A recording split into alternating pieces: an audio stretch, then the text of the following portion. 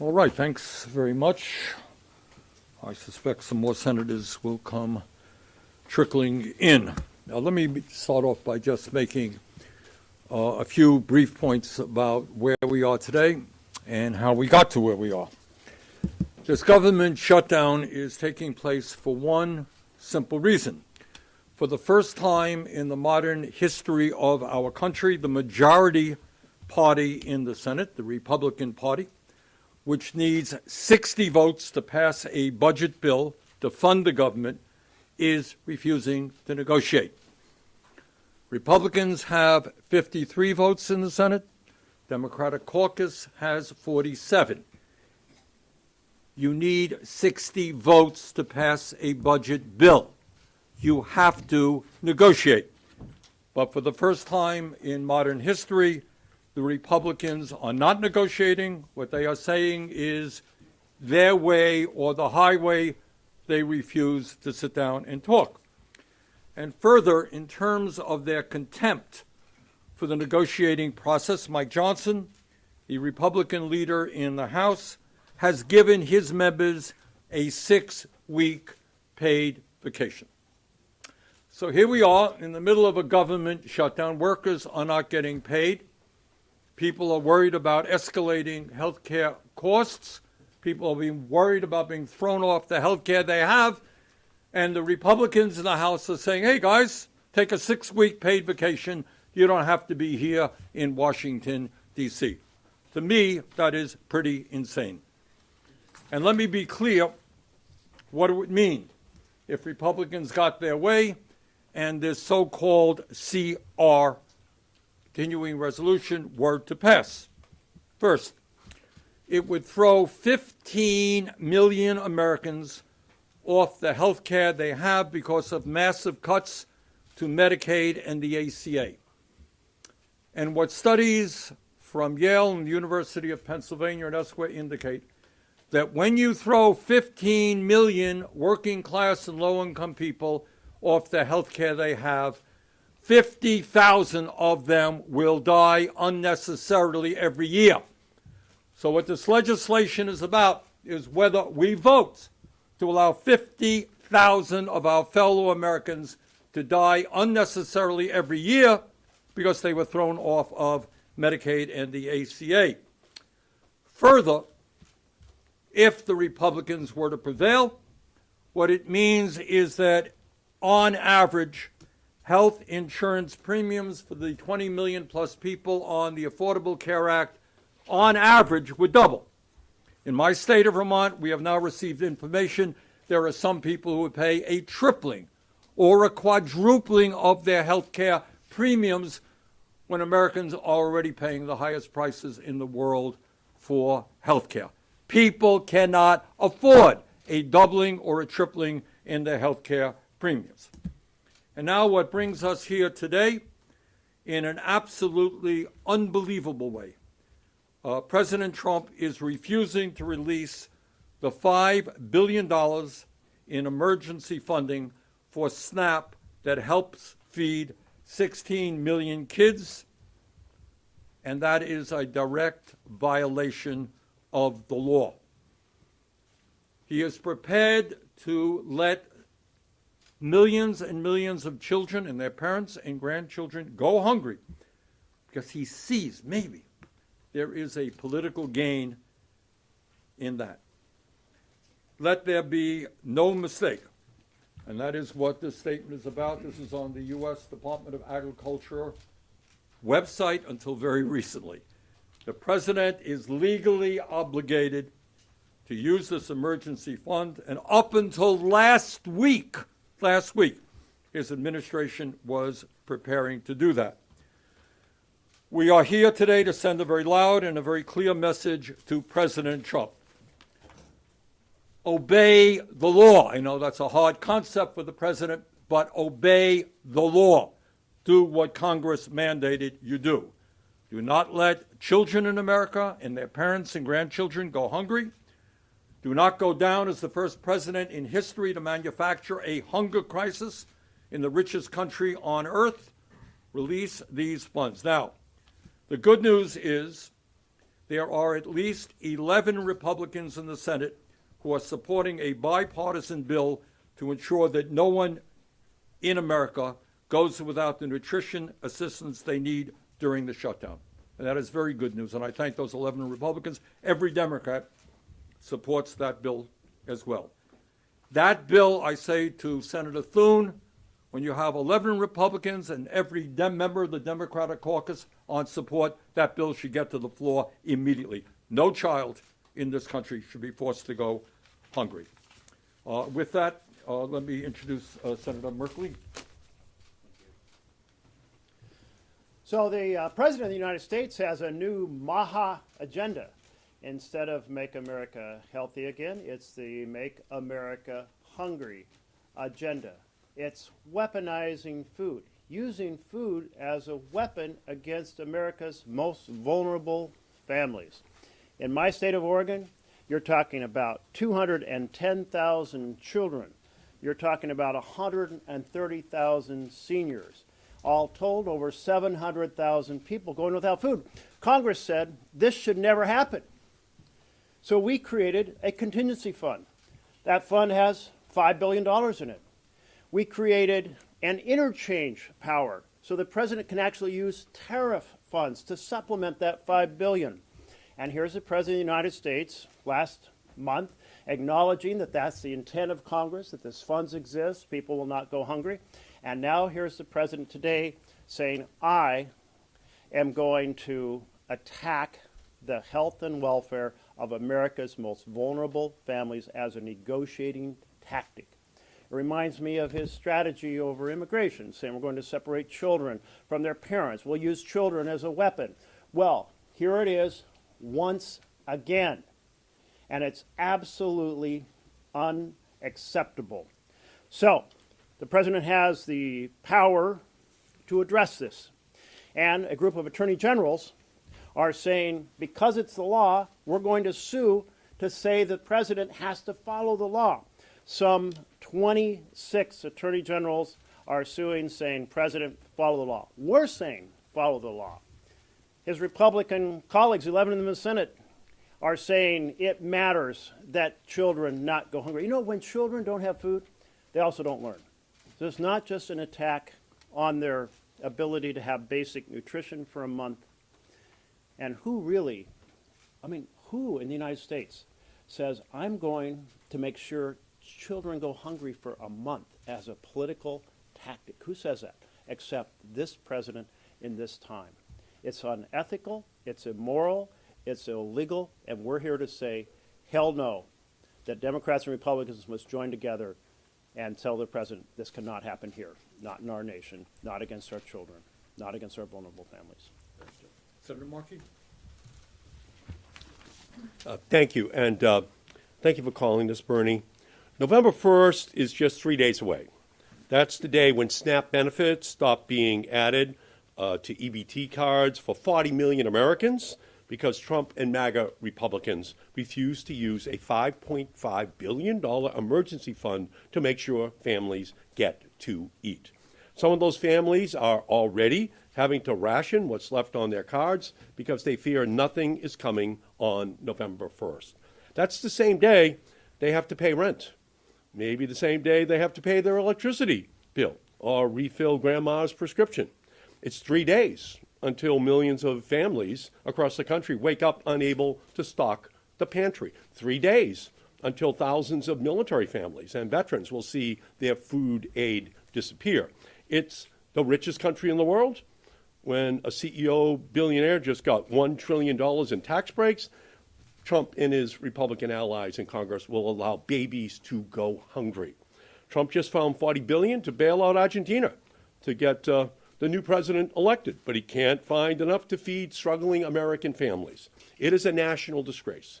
In Massachusetts, 1.1 million people will struggle to put food on their tables starting Saturday. That's 1 in 6 people in our state. 1 in 3 SNAP recipients in Massachusetts is a child. At the Stop and Shop in Malden, 3 blocks from my house, right now it's $4.29 for a gallon of store brand whole milk. It's $7.55 for 1 pound of store brand ground beef. It's $4.99 for a dozen store-brand large white eggs. And all a SNAP recipient gets is $6 to $7 a day. That's it. And they're going to cut that off. In New Bedford, it is half of all households are on SNAP. In Chelsea, 1 in 4 people receive SNAP benefits. And that's people who have real needs that have to be met for their families. So there's no reason a baby should cry and want food. There's no reason a mother or father should have to experience the heartbreak of watching their daughter or son struggle to focus on homework because they missed a meal. Trump's cruel cuts are also straining the food banks. The pantries are already struggling to feed and meet the needs of hungry residents, a reality that was quite clear when I met with food bank leaders and anti-hunger organizers at Project Bread in East Boston on Friday. This moment isn't just an economic failure. This isn't just a civic failure. This is an utter moral failure for the Trump administration and MAGA Republicans. The president could choose to end this crisis today with just one vote. Republicans could restore health care and food assistance for millions of families across our country and reopen the government. Just one vote. But the president can use his emergency power to solve the health care problems that are going to be created by the food crisis. And he can do it right now, and he should do it. Thank you. Well, thank you, Senator Sanders, and thanks to all of my colleagues to stand here with millions of Americans who are saying that our kids should not be used as bargaining chips in this ridiculous game that President Trump and Republicans are playing with the health and well-being of Americans. I want to just make 2 points. The first is that Donald Trump clearly has the authority to keep SNAP funding during this shutdown. He is just refusing to do it. His own USDA, as Senator Sanders just showed us, told the public that they had the authority. They put it up on the website, and now they've taken it down because they are cruelly using people as their bargaining chips. Congress specifically set aside an emergency pot of funding for situations like that. Like this, there's more than $5 billion in this fund that is available, so they have the money. And come next week, when roughly 40 million Americans and 440,000 Minnesotans can't buy groceries, that is going to be on Donald Trump and the Republicans. And here's the second point I want to make. This has real huge consequences for our communities and for our friends and families. On average, SNAP benefits are $6 a day. For most of the people who are using SNAP, they're folks that are seniors living on a fixed income. They're people living with disabilities, or they are really hardworking Americans, often working 2 jobs, and they still cannot afford, because of the way our economy is rigged to benefit the wealthiest among us, they still can't afford to buy groceries, even though they are working that hard. SNAP participation, it's important to understand who's getting SNAP. More likely, per capita, these are folks that are living in red districts, in rural districts, in rural counties. So this is not a Democratic or Republican issue. This is an everyone issue. And when SNAP benefits aren't paid, that single mom going to the grocery store with her EBT card, she doesn't have any money on that card, so she can't buy groceries. She goes to the food bank, and the food bank is empty because there is huge increased demand for food support. And everybody is hurt in rural communities when this is happening. So, as I thought I had seen everything, but I mean, seriously. Last summer, Donald Trump and Republicans paid for huge tax breaks for billionaires and for the wealthiest corporations by slashing health care and by slashing food benefits for working Americans. And now, what are they doing? They want to use hungry children as leverage to get Democrats to give up our fight to lower health insurance premiums. I mean, they're essentially telling America, you've got 2 choices. You can have dramatically higher insurance premiums, or millions of Minnesotans and millions of Americans can go hungry. And we all know that that is not the real choice. These are not our only choices. And Americans should not be forced by this president to choose between health care and food. So what needs to happen is really obvious. It's really clear. House Republicans need to come back to Washington, end their vacation, and get to work. We need to negotiate a deal. The president, who talks about the art of the deal, needs to get involved in the art of this deal to lower health care costs and make sure that people have the food that they need. Senator Welch.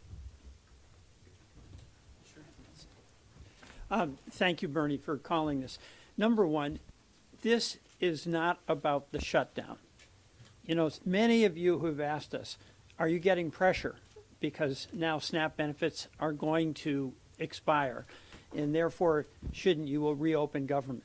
That is a fair question, but there's a clear answer. This has nothing to do with the shutdown.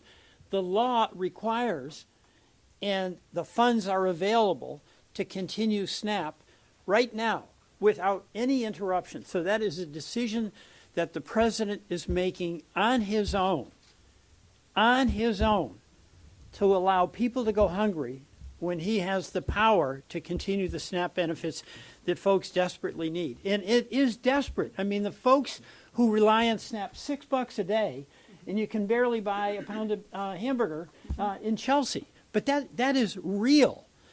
The other thing is a lot of the questions you ask are about the tactics.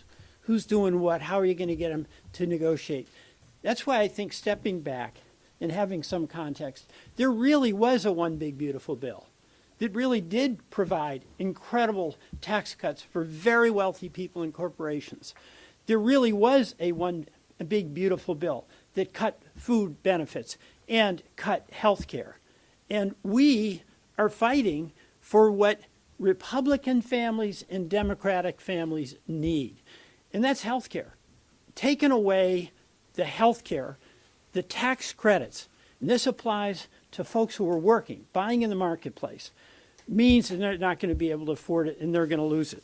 You know, in Vermont, Bernie mentioned this, but it's astonishing when we see some Vermonters, because we have really high health care.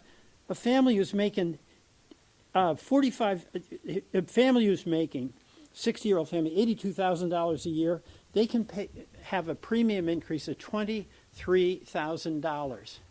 And then the folks we represent, Bernie, you're getting these letters, I am, and I know all of my colleagues are. There's panic among folks who need that $6 a day. And just a couple of people, a woman in St. Johnsbury, we will either be evicted or hungry. Which would you choose? A woman in Essex, without SNAP, I will not be able to eat or get through the month. The situation is out of control. A Vermonter in Brattleboro, I am terrified to hear I'll likely have no grocery money next month. Now, the heartbreak for me about this is not about the politics of who's on first, who's winning, who's got the right move. The politics of this are, do we all want to meet the obligations that we have to the people we represent? And Republican families, Republican farmers, Republican small businesses, as well as their Democratic counterparts, are all the ones who are going to suffer if we don't act. It's totally inexcusable, and it's completely unnecessary. Senator Murphy. Thank you very much, Bernie. Listen, I think we have to understand that Donald Trump and Republicans have one priority and one priority only. That is the enrichment of their billionaire and corporate friends at the expense of everyone else. The big beautiful bill is a simple enterprise, the most massive transfer of wealth from the poor and the middle class to the rich and affluent in the history of the country. Included in that big beautiful bill is a massive cut to nutrition benefits. And so the tactics they are using today are in service of maintaining their one single priority, the tax cuts that they were able to gift to the very wealthy and the very powerful. The richest families in this country in the big beautiful bill got a tax cut of $270,000. And so it shouldn't surprise anyone how outrageous these tactics are.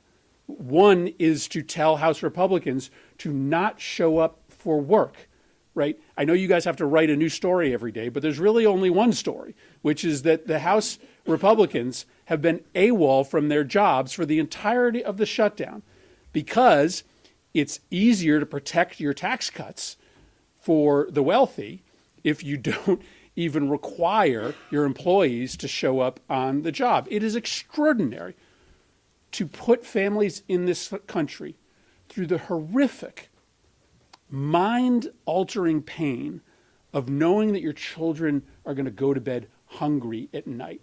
But it's in service of protecting the tax cuts for the wealthy. As Tina said, What they believe is that they can put people through such horrifying pain in this country that Democrats will agree to a budget that allows for those tax cuts to continue and spreads even more pain amongst people through the evisceration of our healthcare system. So we are here today talking about this illegal decision that the president has made to not spend these contingency funds because only one thing matters to him: preserving those tax cuts. We are here as the only body showing up for work today because only one thing matters to Donald Trump: preserving those tax cuts. No president in the history of this country has ignored that law, has during a period of shutdown refused to spend the contingency funds, because no president prior to this one was so myopic about helping only one small segment of people in this country, the very rich and powerful, that they were willing to do such enormous, unconscionable damage to the most vulnerable families in this country as a tactic to try to make sure that their help for the powerful is maintained. Senator Van Hollen. Thank you. Thank you, Bernie. We know that Donald Trump and Republicans here in Congress and all their billionaire buddies don't care about slashing and now terminating food assistance programs for 40 million Americans, including 16 million kids. How can we say that with confidence? Because, as my colleague said, they showed us who they were in what they called the big, beautiful bill. It was beautiful if you're a billionaire. For everybody else, it sucked. And one of the things they did was cut food assistance programs for almost $200 billion to help finance those tax cuts for their billionaire buddies. That was a choice. It was an intentional, deliberate choice. Tax breaks for billionaires at the expense of kids and other on food and nutrition programs. And what they're doing right now is also a deliberate choice. They are using this Trump shutdown to inflict unnecessary pain on the American people. We've seen this already in the context of federal employees, where they've been illegally firing federal employees. Just within the last 48 hours, a federal judge said that they were imposing political retribution on federal employees. We know what Russ Vought told the country he wanted to do. He said he wanted to impose trauma on federal employees. And now what they're doing is using these cuts to food and nutrition programs to impose trauma on all of the American people. And we know it's deliberate because, as my colleagues have pointed out repeatedly, this statement was on the Department of Agriculture website just within the last few weeks. They know what congressional intent is. They know they've got the money, and they are choosing not to use it for this purpose. So this is a sadistic policy being imposed by Russ Vought and Donald Trump and Republicans, depriving 40 million Americans of food, nutrition assistance to keep paying for their billionaire buddies' tax cuts. I looked up in Webster's the definition of sadism, and the definition is to delight in cruelty. That's really sick. But that's exactly what Donald Trump and Russ Vought and Republicans are doing. They're delighting in cruelty, and they're using 40 million Americans and 16 million of them kids for their perverse purposes at this moment. Our message is pretty simple. You don't have to do it. In fact, the law says you should spend the money to make sure that we feed hungry Americans. So don't do it, and join us, as we've done 7 times now, to vote to reopen the government without giving Donald Trump and Russ Vought a blank check, and also to bring down health care costs that are going through the roof. That's our message. Senator Warren. Oh, thank you. Excuse me. For the first time in American history, a president of the United States is shutting down access to food for millions of Americans. Donald Trump has made the decision to let people across this country go hungry. Trump is telling 15 million hungry children, eat dirt. Trump is telling 1 million hungry vets, eat dirt. Trump is telling 8 million seniors who are hungry, eat dirt. That is how much Donald Trump cares about the children, the veterans, the seniors, the people of this country. Look, Donald Trump knows how to round up money. He's managed to round up money for a gold-encrusted ballroom to replace the East Wing of the White House. He has managed to round up $40 billion for Argentina, but he can't manage to round up 1 nickel for hungry children in this country. This is a manufactured crisis. Donald Trump and the Republicans, part one, decided to cut benefits for those who are hungry in the big, beautiful bill. Part two is the government shutdown. Donald Trump and the Republicans would rather shut down government than help Americans afford their health care. And part three is Donald Trump and the Republicans ignore current law, ignore the $6 billion already sitting in reserve in order to deny hungry people access to the food they need. So while Donald Trump is dreaming of well-done steaks with ketchup to be eaten in his gold-encrusted ballroom, little kids will go hungry. I am proud to be here with the Democrats who are fighting back. Thank you. Okay. Thank you. Any questions? Yes, right here. Yeah. Tell us where you're from. I'm Gabe Hawkins. I'm from the Building Service. This is for any of the senators, but do you think that the unpopularity of SNAP benefits being taken away and all the lawsuits that attorney generals are filing across the United States, do you think that's going to have any sway with Trump and the Republicans? Damn right I do. Look, what people understand is you got a multi-billionaire in the White House palling around with people who are worth hundreds of billions of dollars, giving these people massive tax breaks, and at the same time telling families in this country who are struggling to put food on the table to feed their kids that we don't have the resources for them, when in fact Congress has appropriated over $5 billion to do that. Do I think the American people are going to respond strongly? Damn right I do. Yes, ma'am. Thank you so much. Senate Democrats are continuing to reject the House-passed CR to open the government, but since Congress does have the power of the purse to fund the government, how do you justify blaming Trump to fund all these various aspects of government when it's Democrats who continue to vote to keep it on? Excuse me, this is, why don't you read this? What this is congressional mandate. It is acknowledged by the Trump administration. What they are saying is, we acknowledge that there are over $5 billion in a fund that in the event of a shutdown will be released in order to continue the SNAP program. That is not unequivocal. That is the reality. Let's have a president who obeys the law for a change. Yes, ma'am. Yes, Deutsche Welle. Sir, you talked about the 11 Republicans who are joining your cause.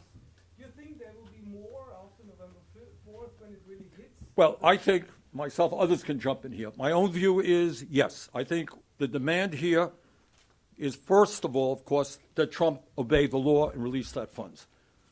The second demand is that Mr. Thune listens to 11 Republicans and every member of the Democratic caucus and bring that bill to the floor. If your question is, do I think even more Republicans will come on board? Yes, I do. Yes, ma'am. The largest federal workers union, AFGE, just said in a statement to NBC that they're calling for an end to the shutdown, saying that both political parties have made their point and there's still no end in sight and it's time to pass a clean CR to end the shutdown today. What's your reaction to this? Well, I'll answer, others can jump in. Look, everybody up here wants to end the shutdown. Everybody up here is upset that federal employees, including our own staffs who are working hard, are not getting paid. We all want our federal workers to get paid. But we also want to make sure that children in America are fed. We also want to make sure that 50,000 people a year do not die unnecessarily when they're thrown off of health care. And we also do not want to see health care premiums doubling for 20 million people. Yes, ma'am. Patron with Gray, thank you. I want to follow up on that question. Is there a point in the future that you see where Democrats may decide it's just easier to vote on it? Look, I think what this thing ends up being about, I wish I could say otherwise. There's one man who's going to end this. I guess he's an Asian on his whatever he's doing. That's Trump. Republicans will listen to Trump. Now, Trump may be crazy and he may be a pathological liar, but he's not stupid, and he's not a bad politician. He understands where people are at. I think he is going to catch on, that the American people are not sympathetic to giving tax breaks, massive tax breaks, to billionaires and cutting nutrition programs for kids. All right, somebody else jump in here. Sure, go ahead. If we come to November 1st and this contingency fund has not been released, no legislation has been passed to cover SNAP and countless other benefits being affected during the shutdown, will you urge your Democratic colleagues to reopen the government and continue hard negotiations on fighting for health care in regular order? I'm convinced that after this press conference, you're going to write such powerful stories to spread the word all across America that the president has the funds right now for kids, that those kids are going to get that funding. Those seniors are going to get that funding. I'll defer to any of my colleagues who would like to add anything to that. Yes, sir. Thanks for Kyle from the Fox News. You guys have been through, most of you guys up here in the Senate, for 2 Trump administrations. Are any of these actions that the president is taking surprising to you, having seen what he's done for all this time? And doesn't stuff like this vindicate statements from the senators who, Democratic senators who voted for the CR initially, saying they were worried about actions Trump would take during the shutdown? I find it absolutely shocking, because this is not an attack on immigrants, which we are well experienced in.